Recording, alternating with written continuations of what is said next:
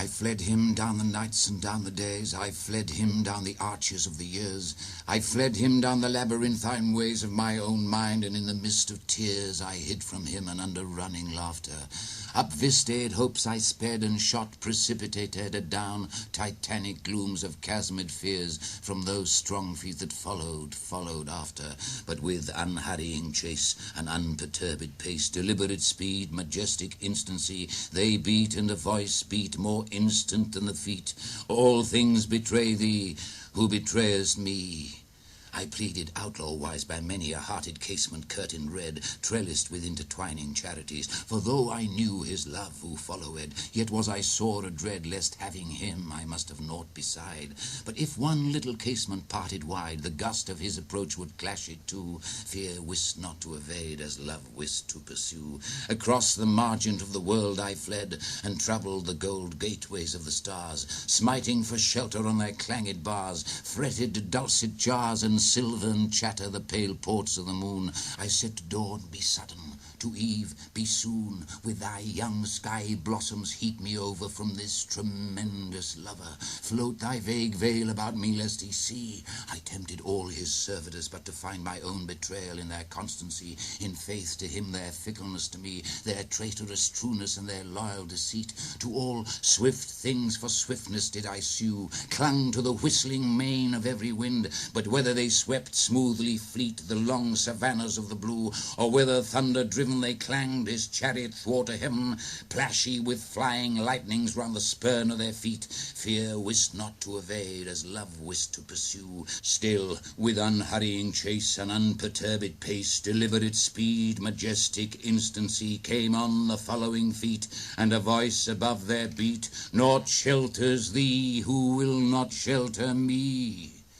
I sought no more that after which I strayed in face of man or maid, but still within the little children's eyes seems something that replies, they at least are for me, surely for me.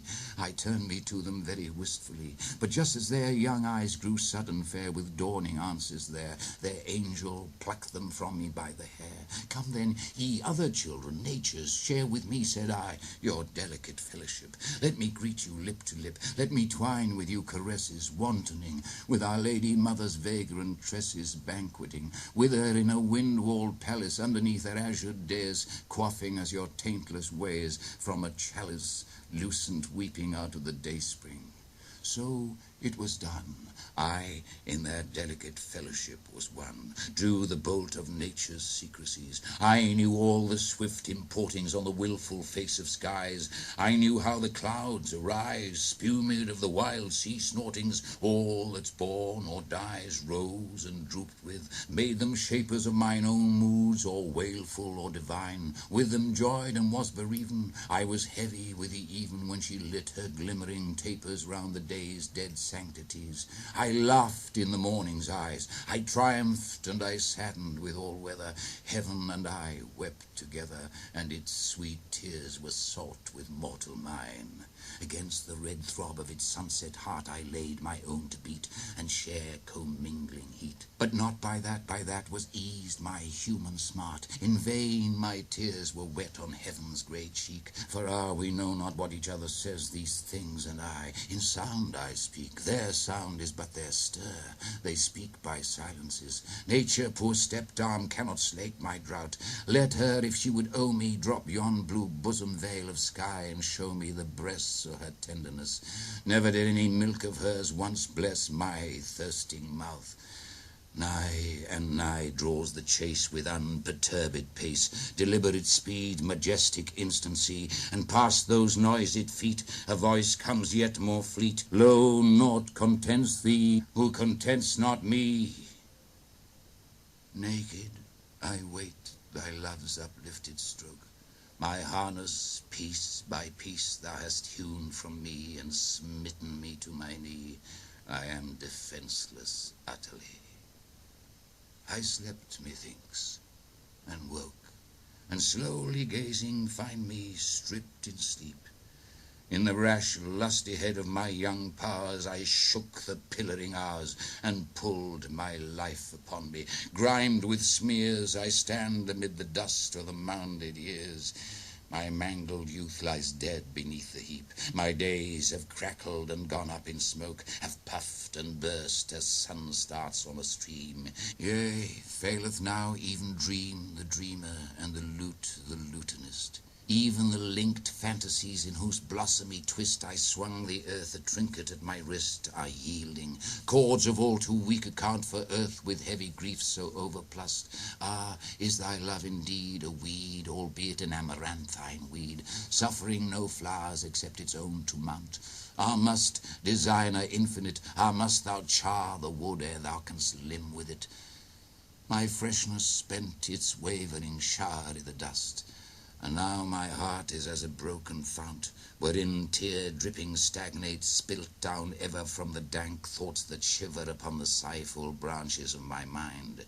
Such is what is to be, the pulp so bitter how shall taste the rind. I dimly guess what time in mists confounds, yet ever and anon a trumpet sounds from the hid battlements of eternity. Those shaken mists a space unsettle, then round the half-glimpsed turrets slowly wash again. But not ere him who summoneth I first have seen enwound with glooming robes purpureal, cypress crowned. His name I know, and what his trumpet saith, whether man's heart or life it be which yields thee harvest, must thy harvest fields be dunged with rotten death. Now of that long pursuit comes on at hand the bruit, that voice is round me like a bursting sea. And is thy earth so marred, shattered in shard on shard? Lo, all things fly thee, for thou fliest me. Strange, piteous, futile thing, wherefore should any set thee love apart? Seeing none but I makes much of naught, he said, and human love needs human meriting. How hast thou merited of all man's clotted clay the dingiest clot? Alack, thou knowest not how little worthy of any love thou art. Whom wilt thou find to love ignoble thee, save me, save only me? All which I took from thee I did but take, not for thy arms, but just that thou mightst seek it in my arms. All which thy child's mistake fancies as lost, I have stored for thee at home. Rise, clasp my hand, and come. Halts by me that footfall. Is my gloom after all shade of his hand outstretched caressingly? Ah, fondest, blindest, weakest, I am he whom thou seekest. Thou dravest love from thee, who dravest me.